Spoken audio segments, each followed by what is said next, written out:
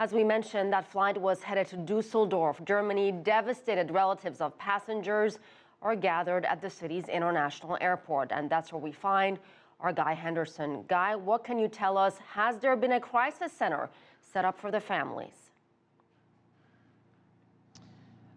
Well, there has. The families were, as soon as this news began to break, they were very quickly moved. Some of them had come to Duesseldorf airport in anticipation of the return home of their loved ones who, of course, were on that tragic flight. They were whisked away. Airport officials a short time later informed the media that a group of psychologists had come to the airport to try and help them deal with what must have been an incredible shock. And right across Germany, the flags are now flying at half-mast. This is one of the busiest regions for air travel in the world. It's something that people are very used to here as part of their everyday life, short-haul flights.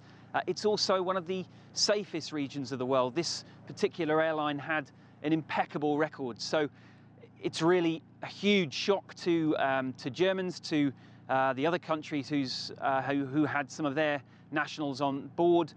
At the moment, it's shock, sadness and disbelief.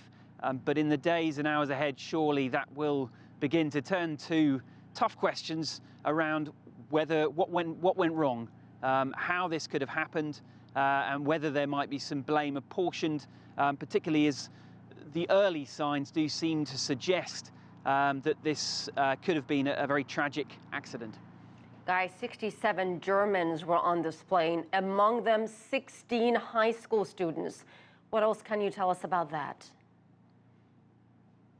Well, yes, this is a town just outside Düsseldorf, about an hour's drive, a town called Holten. Now, 16 students were on an exchange from this school, 2 teachers as well. They were returning from that exchange in Barcelona, where this flight had taken off, and all 16 of those students and the 2 teachers were on board when the plane went down. Now, as night fell here in Düsseldorf, this candlelit vigil was held outside the school, and obviously a huge amount of shock and disbelief in that community. It's one of a number of very tragic tales that will inevitably emerge in the next few days.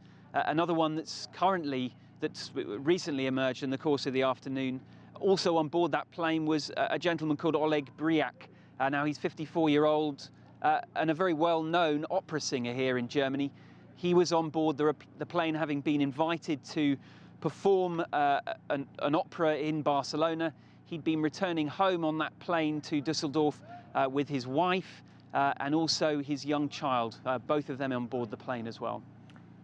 So much heartbreak. CCTV's Guy Henderson live in Düsseldorf.